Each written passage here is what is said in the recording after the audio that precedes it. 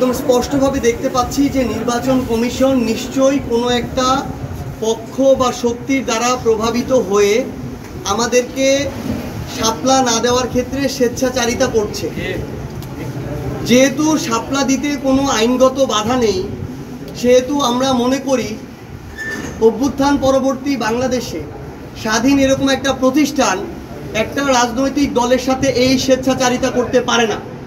যদি তারা এটা করে তাহলে এই নির্বাচন কমিশনের দ্বারা বাংলাদেশে একটা স্বাধীন নির্বাচন হবে, আমরা এই নির্বাচন কমিশনের প্রতি সেই আস্থা পাবো না এবং আমাদের সরাসরি অনাস্থা থাকবে নির্বাচন কমিশনের উপরে নির্বাচনের ক্ষেত্রে।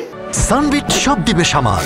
সানবিট ম্যাজিক প্রেস ডিশওয়াশিং এর মাথা ঘোরানো সলিউশন। কারণ এইটুকু একটা চাপ যে নির্বাচন কমিশন সামলে উঠতে পারবে না, সেই নির্বাচন কমিশন কিভাবে পুরো দেশে আমাদেরকে একটা ফেয়ার ইলেকশন দিবে।